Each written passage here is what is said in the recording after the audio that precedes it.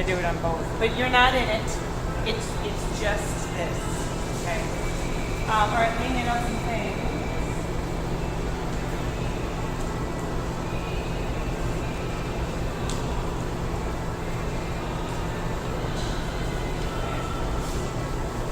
Alright, so today's topic is Bioscreens, because if you guys haven't noticed by now, we should already be signing up for Bioscreens, right? Because they're usually at the end of August. We bumped them back into November, okay? So, I thought, some people are like, oh man, but what I really was thinking was, here's your opportunity to change some numbers if you want to change some numbers. Because in typical serigraph fashion, we'll do all of our help in the 11th hour, right before something's got to change. I love right before Bioscreens. People are like, I ate really great last weekend. I'm like, that's not going to cut it, okay? So I thought we could go through all the Bioscreen material. It's the same stuff I talked to you guys in consults with, but I thought this way, come join us, Lily, if you want. Sure? Yes? Okay. I thought, a lot of times I just talk at you guys, and especially at this time frame in the afternoon, it gets a little kind of dozing off. So I'm going to have you write and fill in blanks that I've removed, so that you have to, that's what you're reading, to keep you awake. And because there's learning, there's ways that we learn. We learn from listening, we learn from doing, we learn from reading. So maybe this will help you remember things better if you're actually writing it, okay? So that's what we're going to do. All right, so let's start off with a little, yes? So what was the reason for doing that? A couple reasons is scheduling, like staff for Terra, different stuff with like open enrollment. Just it's nothing like a loaded reason. It's just like logistics. Is probably the best answer. Yeah, just curious. All right, so blood pressure. So we're going to talk about blood pressure first. The ideal blood pressure for anything around, is anything around or under, what's your ideal blood pressure? 120 over 80. Put that in that blank spot. You're going to follow along with your sheet. We consider anyone low risk if their blood pressure is below 130 over 90. Because you got to take into consideration a little bit of, I'm running into the appointment, I'm at work, I'm stressed out, I'm starving. Or a little white coat syndrome. Not people can be 120 over 80 most days and then come in for a Bioscreen and all of a sudden they look like they have high blood pressure, okay? It is imperative to understand that high blood pressure has no symptoms. It has no symptoms, which is why it is sometimes referred as the silent killer. Okay? Low blood pressure has symptoms, right? You get a little lightheaded, people can pass out. High blood pressure, you might get a headache, but headaches are caused by 1,000 things, right? So there's no symptom for high blood pressure. To keep your blood pressure low, you want to maintain a healthy weight. Limit alcohol. It just says limit, it doesn't say remove. Limit alcohol. Exercise regularly.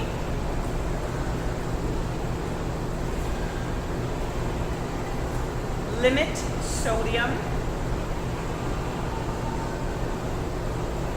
And really you want to limit it to no more than 2,400 milligrams a day. I would argue 1,500 milligrams is even better, but that's our, suggestion. The next thing you can do is increase potassium. And in your diet, if you want to write down any of the foods that are high in potassium, things like bananas, cantaloupe, squash, spinach, and tomatoes.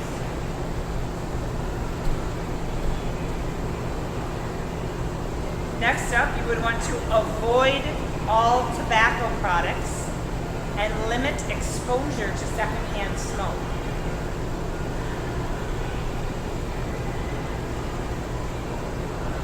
And last but certainly not least, the last thing for blood pressure that's really important, manage stress in a healthy way. Yes, do you want me to spell it? I'm talking to the wrong group. Manage stress in a healthy way. That's us. That's you. Okay, write it down. Am I talking to the right group or the wrong group? You know, it could go either way. Okay, so that's blood pressure and what we gotta do for blood pressure. So let's talk about body fat. Any questions on blood pressure? All right, body fat. Body fat is measured, use the BIA machine, which does have a 4% error on it. So this machine takes into consideration your height, your weight, your age, your gender, and it calculates your body fat. Body fat percentage refers to your relative proportions of body weight in terms of lean body mass and body fat. Okay? Those are your two things that is your body fat measurement. Lean body mass is all of your weight, your muscle, your bone, your organs, blood, water, your eyeballs, you know, things that aren't fat. And then everything else is fat. Okay? So this takes into consideration that there's lots of parts of us that are just lean body mass. It's not fat. And then we need to measure how much of you that is fat. Right? High levels of body fat are associated with high blood pressure. Also increased levels, so higher cholesterol and blood fat. Body fat is associated with heart disease, stroke, diabetes, and certain cancers. And then if you need a pen or no? You got one? Yeah. Okay, how about you can take that one? The percentage for women is generally greater than that of men due to demands of childbearing and other hormonal factors. Age is our next blank, can play a role in body fat percentage. So as we age, how many of you have said to me, well, back in my, whatever, my 20s, I could eat whatever I wanted, okay, not gain an ounce. It's harder as we age, right? Our metabolisms change. So as we age, that body fat goes up. So that's why it's so important to have lean muscle mass. When we talk about fat, especially in our consults or in coaching, I'd like to get away from the fact that when we look at that number and we say, oh my gosh, I'm that much percent body fat, that feels bad, right? You're like, oh my God, I can't believe I'm a quarter fat. We think things like that. It's better to think in terms of how much lean tissue do I have? Can I get more muscle? Because the more muscle we have, the more dense our bones will be, and that's going to help everything as we age. Because as we age, we lose muscle mass. So if you can keep the muscle you have and get more muscle, you're going to do better aging. So that's what I want you to think about when it comes to body fat. Yes, pay attention to the number, but think, can I get more muscle? Okay? Because when we think, I gotta lose fat, it's really discouraging. Alright? So, let's talk about what the levels are. To be considered low risk for women, you must be under 28%, and for men, under 22. So 28 for women and 22 for men. I love that you say that like you're proud of it. It makes it part of you. Okay. All right. So that's what you need. Let's talk about BMI. What does BMI stand for? Body mass index. Write it in there. Okay, you're doing great. Body mass index is used to help determine if you are at your proper body weight. To be considered low risk for BMI, the range you're going to write in there is 18.5 to 24.9. A BMI with a range of 25 to 29.9 is considered overweight, and anything over 30 is considered obese. Now this is strictly a height to weight ratio, okay?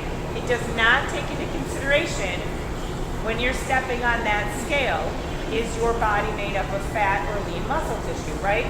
Muscle weighs a lot.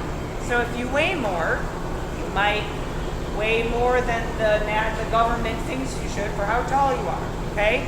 On some of these scales, sometimes I tip towards overweight, because for my height, I'm not very tall. If I have a lot of muscle, I weigh more on a scale.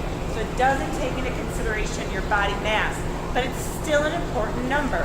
Because really, it's important to say, hey, I'm so tall, I probably shouldn't weigh so much for my height. That's carrying a lot around for my frame, or it's causing problems, it's visceral fat around my middle, things like that. Okay, so it's so important to consider, but we want to take the BMI and look at the body fat with it. Does that make sense? Okay. All right, any questions on body fat or BMI, or we'll move on to cholesterol? Okay, we're all excited about cholesterol, I can see it in your faces. Very riveting material. Okay, let's talk about cholesterol. Cholesterol is a fatty, waxy substance produced naturally by your liver.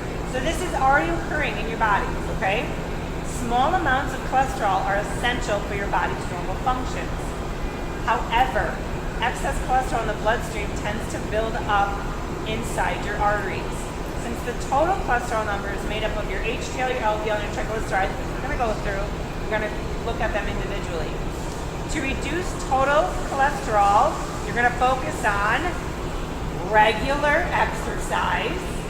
None of this is going to be shocking, right? In regular exercise, eating a balanced diet,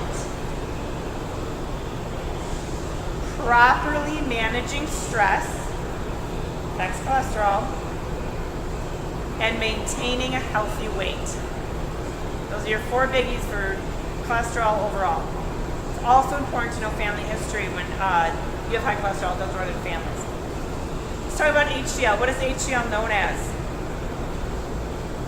Anyone? What? The good cholesterol. HDL is called good cholesterol because it helps keep bad cholesterol from accumulating in the walls of your arteries. So this is what I want you guys to think about with HDL. Think about HDL, okay, it's in your bloodstream, swimming along. Like Finding Dory, just keeps on swimming.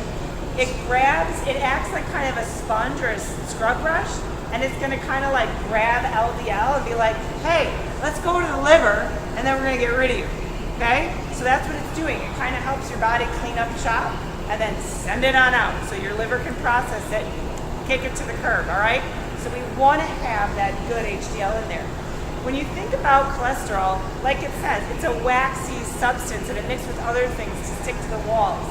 So we want to, when we're talking about cholesterol, the good, the bad, which we're going to go through, make some kind of pictures in your head. With cholesterol, we do worry about it gathering up and making a blockage, right? We talk about heart attacks and strokes, okay? Very, very dangerous, can kill you in an instant, right? Also, think about the fact that in our bodies, we're all made up of billions of cells, right? Tons of cells. And inside each of those cells, there's all sorts of stuff the cell needs to do to make you you. Whether it's a muscle cell or a blood cell or a skin cell or whatever, okay? So, inside our cells, they run off of fuel, right? The food that we eat. And the fuel that they use are sugar, carbohydrates, I'll say carbohydrates and fat. So when you think about cholesterol and like that waxy substance, think about your cells have like a little door, okay?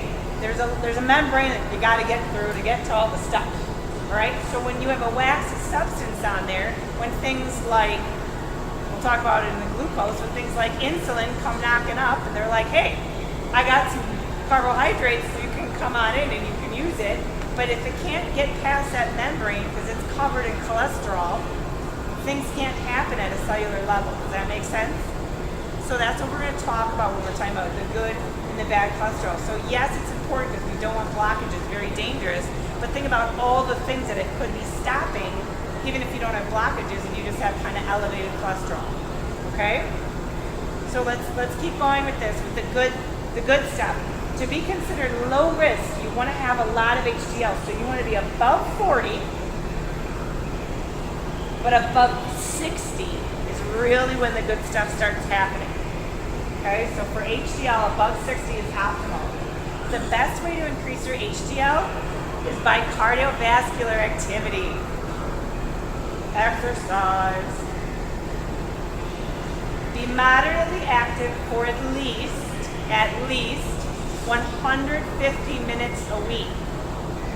It's 5 times a week, 30 minutes a day. Can do.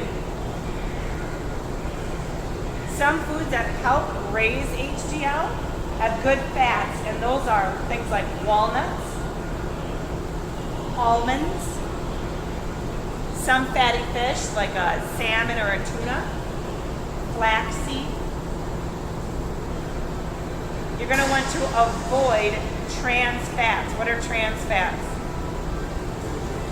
Potato chips. So hydrogenated oils.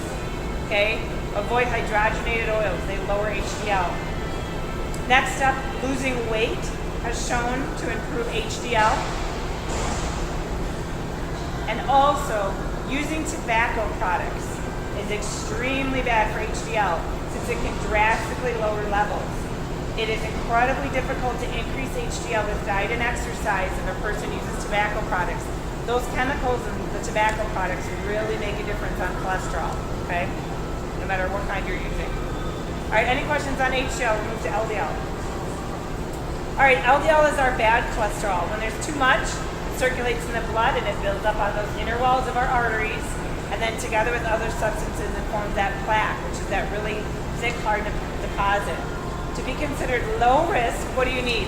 Below 130, but below 100 is optimal. Okay, so try to get it under 100. So to lower LDL, you're going to want to limit consumption of foods high in saturated fat. What's high in saturated fat? Anyone? Everything is good. That's not true. That's not true. What?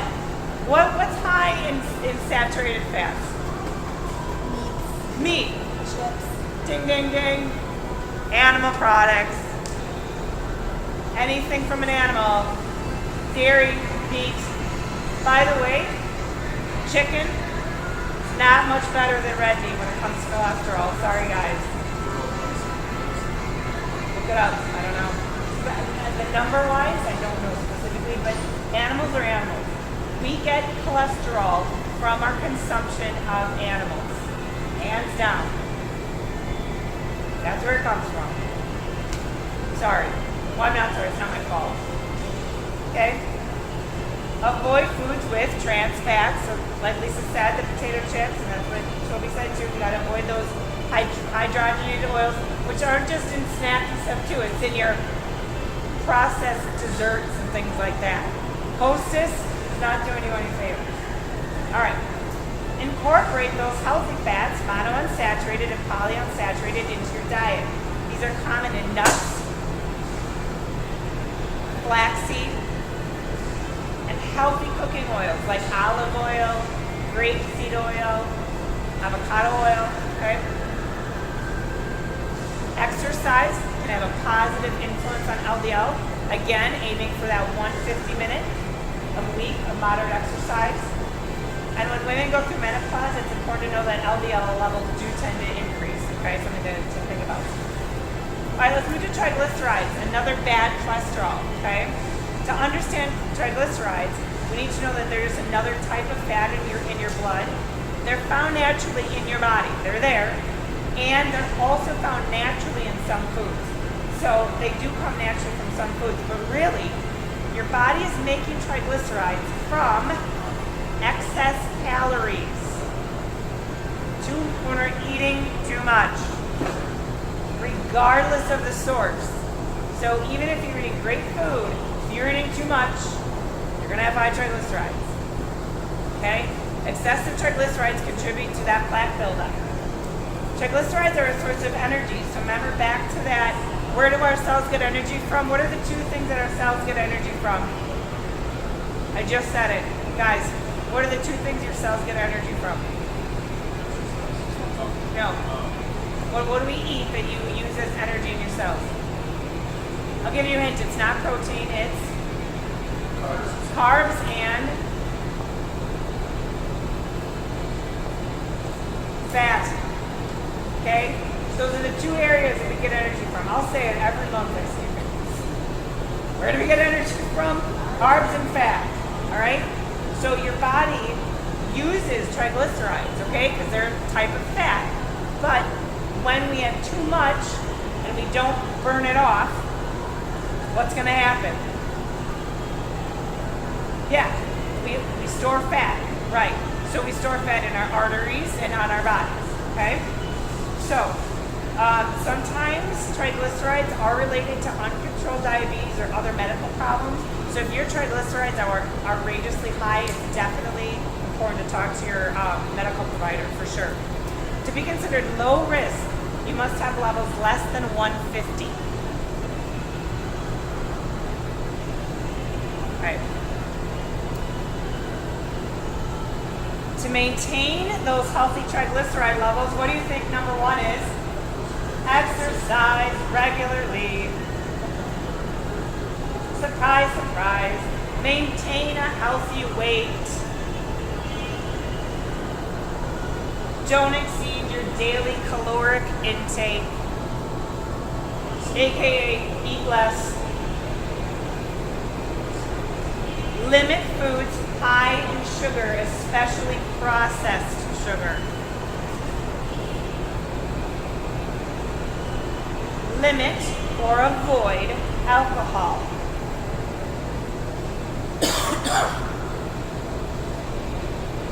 Incorporate those healthy fats and those are the ones like nuts and fish and flaxseed and oil, healthy oil, okay? All right, let's real quick talk about ratio. So with all this cholesterol talk, we are looking more at ratio than total cholesterol, okay? Because you can have cholesterol over 200, right? If you have a lot of really good cholesterol and you have a lot of really bad cholesterol, your cholesterol might go over 200. We used to think that was really bad, but now if you look at the ratio, a doctor might say, not so scared about all that bad cholesterol because you got a lot of good too, okay? So ratio is important.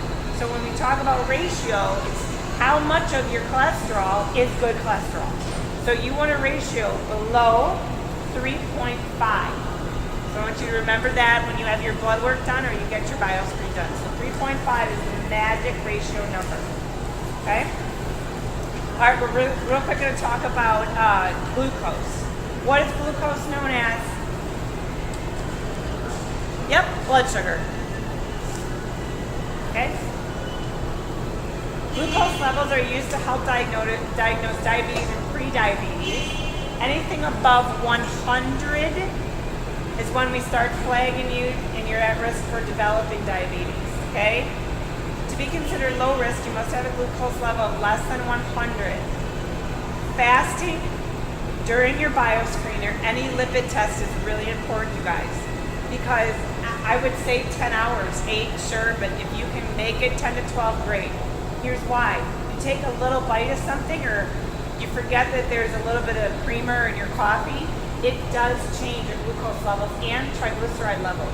So that doesn't give you a good number at your bioscreen. I know this because at chemo I mess with my glucose all the time because it's not like a super important parameter, like sometimes it's really low. But if I have like a smoothie compared if I just have like 2 eggs or if I have nothing, my glucose totally moves. Yeah, you can like see what happens when I get my blood work done. All right, I don't suggest playing with it, but I get my blood taken a lot. So it really, really does make a difference, okay? The biggest risk factors for developing diabetes include being overweight or obese, lacking regular exercise, and eating an unbalanced, unhealthy diet. Similar to blood pressure, glucose levels tend to rise naturally as we age, right? Think about how tired your blood vessels are, and your body is, and your organs are as we age. It's going to go up a little bit. Diabetes also tends to run in families, so it's important to keep note of that. So to improve your glucose levels, what do you think we should do? Oh, yes. Ding, ding, ding. I wish I had a little bell. Ding. Exercise at least 150 minutes a week. What else? Yep, eat a balanced diet. Focused on whole grains, fruits and veggies. That's the suggestion for diabetes. They're talking about things that have sugar in it. Good, complex carbs, fruits, veggies. That's what you should eat if you're worried about diabetes. It's not about sugar. Back to that waxy substance in the insulin.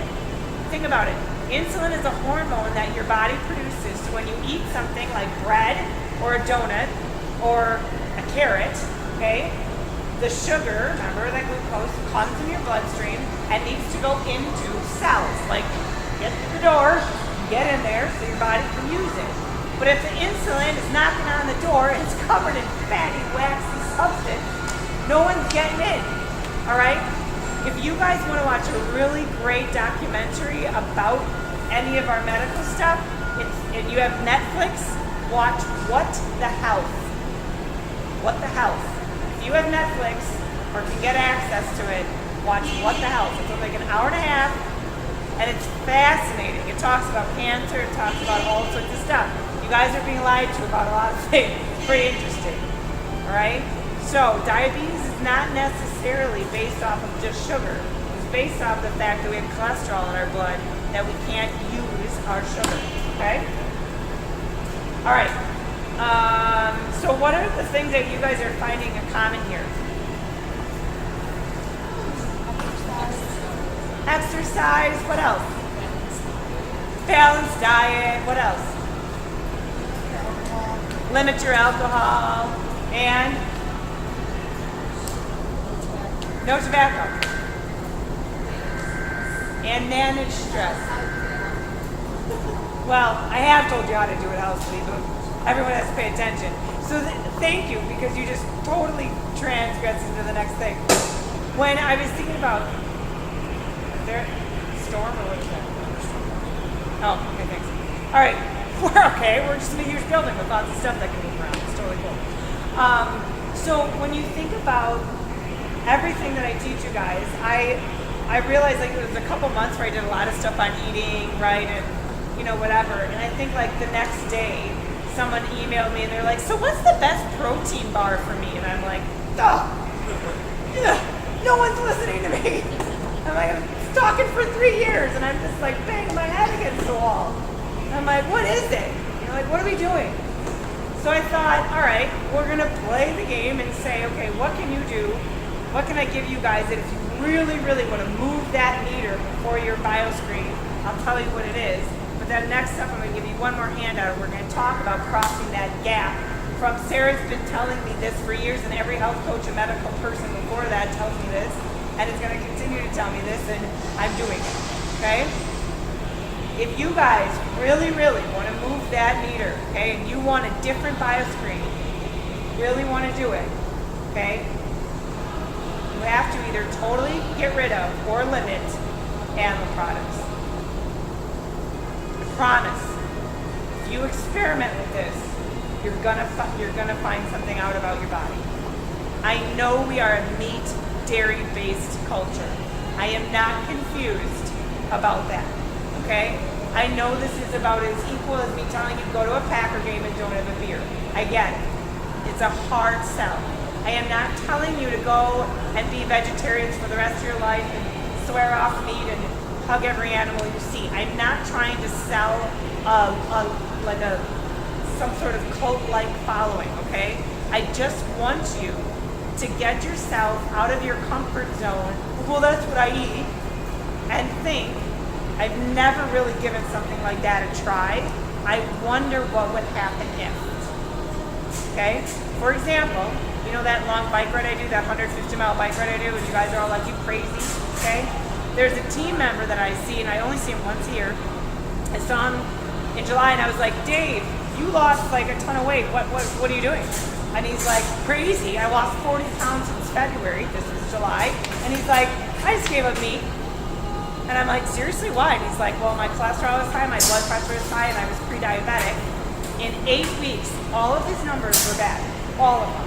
8 weeks, 2 months. All of his numbers were within range and even lower than the max. And he lost 20 pounds. And he still goes out for like fish fry every like 2 months, but he just has baked fish. He still enjoys food and has limited alcohol. He ate a little meat on our bike trip because we were burning 4,000 calories a day, and there wasn't a lot of plant protein there, okay? So it really, really does change. And it's not awful. I know that you're thinking to yourself, no, sounds awful, can't do it, no way, won't do it. I like meat. Well, everybody does, okay? But if you really, really want to move that mark, guys, it's a high suggestion that you do it. So, next up, I just want to hand this out really quick. We're just going to take about 5 minutes and burn through this.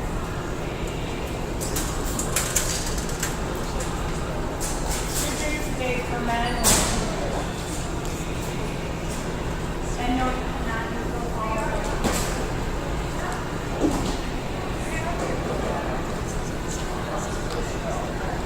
All right. So, like I was saying, sometimes I feel like I hit my head on the wall every year and every month with people, okay? Not everyone. When I talk about what I'm going to talk about now, I am not saying this is all of paragraphs, okay? I'm saying this is a cultural thing, all right? What I notice, before you guys start reading, papers down, because when you're reading, I've lost you, okay? What I've noticed is that people come to me and they say things like, Sarah, I fell off the wagon. What wagon? There's no wagon. There's no wagon, okay? Either you're alive or you're dead. That's pretty easy to determine, right? Okay, we can all agree on that. And if you're alive, there's no wagon. There's either you care about your health or you don't. And if you even moderately care about your health and you even at some level do a couple things, like come to classes and health coaching, you're already on the wagon, okay? But the wagon, like if this is the wagon, right? This is like you're sitting on it, and underneath here is behavior that's bad. You do not care. You completely do not care. Sometimes you need to understand that the wagon, you can be real close to not caring, and some days and weeks you do a lot better, and then you get a little closer, you might dip down a little bit down in the dumps. But most of us that kind of put effort into our health are kind of up here. All right, it's not going to be perfect every week, but it's general, okay? But what I'm finding is that because of our culture, we get apathetic. All right, so that's that definition up here. Apathy is the lack of interest, enthusiasm, or concern. And it's not just about our health. Think about our lives, you guys. Who has worked here longer than 2 decades? Raise your hands, okay? Decades, all right? Years and years. Even if it's a couple years. I've been here for 3 years, and I get apathetic about stuff. Where we stay in the same things, the same relationships, the same town. Well, this is what we do on Friday nights. Well, I drink coffee for breakfast. I don't really do. Then I have a soda in the mid-afternoon. That's what I do. And then on the weekends, we drink beer and we grill out. And then we do this. And then we go to church. And then on Mondays, it's like we just get into this thing, and we don't like getting out of our comfort zones. Who likes getting out of comfort zones? That's why they're there. They're for comfort. Okay. So the idea here is to identify if you're apathetic. All right. So this is like Jeff Fox, or what is that one? You might be a redneck if. So this is you might be apathetic if. Okay, so let's take a peek. If you're hearing comments from friends and family who are trying to help you get motivated, like, hey, you know that workout class I've been going to, you should totally come, all right? If you're reading lots of self-help books, well, let's just say you're on social media and any of the clickbait, where you're like, ooh, get fat, or who's fat, quit, click. Easiest way to exercise, click. Best diet for blah, blah, blah, click. Okay? When we read those things, you guys, honest to God, after this, someone came up to me yesterday and was like, hey, have you heard about cool sculpting? And I'm like, what? We just talked about. It's apathetic. Okay? What are you doing to help your health? Okay? So we get apathetic. If you're eating too much and exercising too little, aka eat less, move more. All right? If you think things like, I'm not one of those people who can do blah, blah, blah. I get this a lot, right? People think that I'm like the picture of health, which is not true at all. I am not perfect in any way, shape, or form. But I get a lot of like healthy shaming, okay? a lot of people kind of make fun of me to my face or behind my back. I know people make fun of me here. Don't think I don't know about it, because I hear a lot of crappy stuff about me. It comes back around. But I don't take it personally, because when we don't feel good about ourselves, we say bad things about other people who are doing something that we wish we were doing, but we don't even get to that level of understanding of what we're saying it. So I don't take it personally. I just think like, gosh, they must be sad about something if they're saying that about me. Okay? So sometimes our apathy comes from a place of pain where we actually wish, oh, I wish I didn't hurt when I get up in the morning, I'd be able to do that, like that person. Or I'm not like that. Like when I said you guys don't eat meat, you're probably like, well, I'm not like those people who can just stop that. That's apathy. Because you've already decided in your head, and then that's a self-fulfilling prophecy. Okay? If you decide you're not healthy, what are you going to be? Okay? All right. Every time you think of acting on a goal or a possible interest, you quickly lose steam. All right? Back to that I fell off the wagon thing. When I hear I fell off the wagon, this is my interpretation. Sarah, I have chosen something to try in my life that I think I should do or I need to do, but I'm actually not internally connected to it at all, and I don't feel at all passionate about it, about me or the thing, so I stopped doing the thing. Okay? So when people say I fell off the wagon, that's the interpretation in my head. So if we call a spade, when people come to me and say I stopped doing that because, or I ate that because it was free. Well, I ate that because someone brought it in. Well, I didn't work out because, it was raining and I didn't want to go outside. All we're doing is validating. So when you start to say things like that in your head, well, I had to do that because B, A, B, C. It's you've already decided what the thing was you wanted to do, and then you pick the validation that makes sense to why you chose that direction. Does that make sense? So no one can fall off a wagon unless you've already decided that you're not going to be successful at the thing you tried. Okay? So you feel a little unmotivated with things, especially work or at home or relationships. You spend too much time in front of the TV or on your phone. That's like when people come and they don't have enough time to exercise. It's not true. You're just busy doing other mindless things. You feel frustrated and embarrassed being around other people who might be like super motivated. And you fill your life with mindless tasks or busy work to keep from having to figure out what's really what you want in your life. I underline this because of this. I sit in my office or wherever I am and talk to people here and everywhere I go, and I ask people, what makes you happy? What really lights you up? Or, what do you love about yourself? People can't answer that.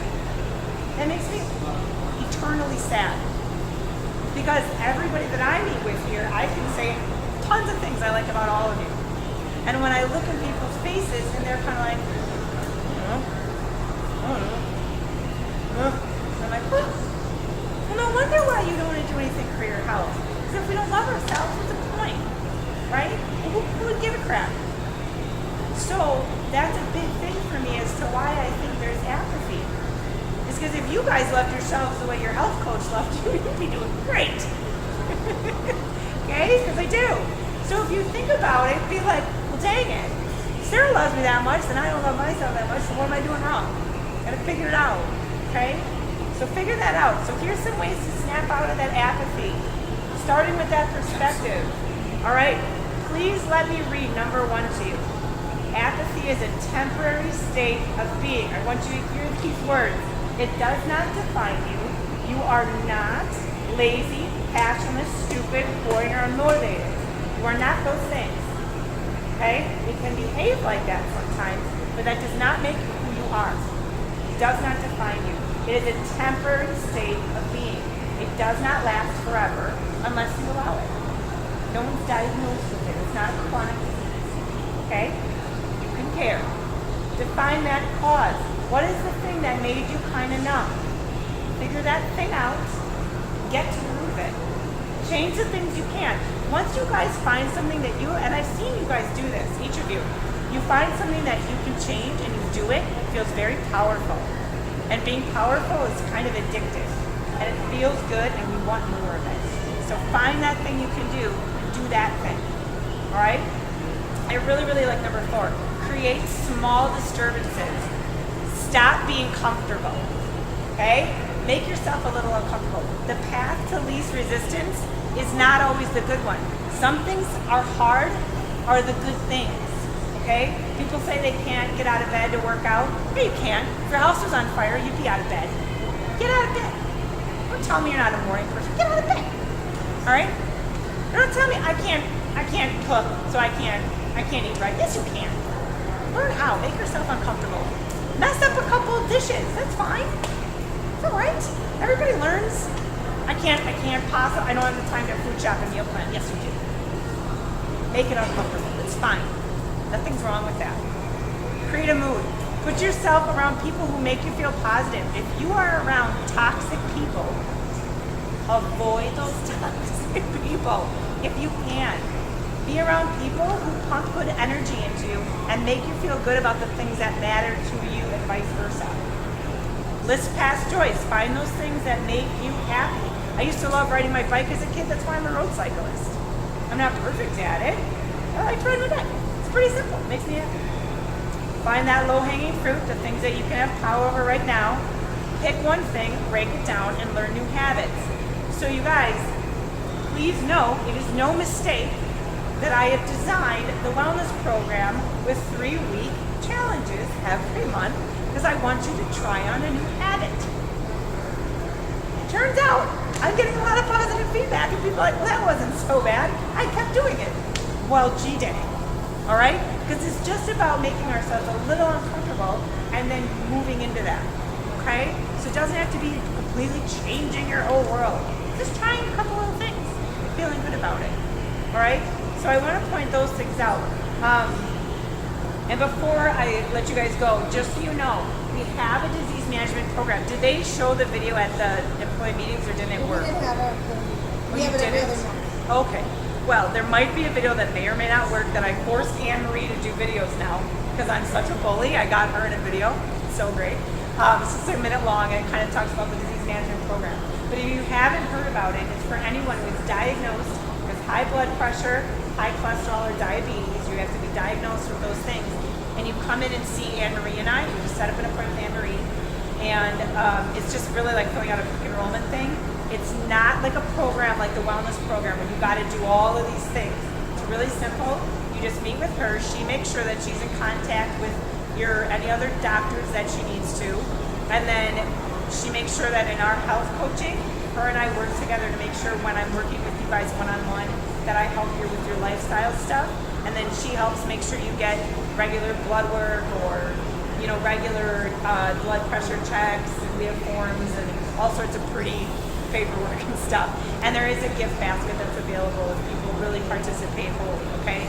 So it's just like adding an extra little appointment or two and just making sure we're centered on things when we meet with you. So if you're interested in that, please come and either talk to me or take a brochure or both, and I'll help you with that. But otherwise, I really think if you guys take some of these things to heart, you can have some really tremendous Bioscreens this year. And I would love that for you and for us, okay? Does that help? All right. Thank you for coming. Everybody has their Siri bucks?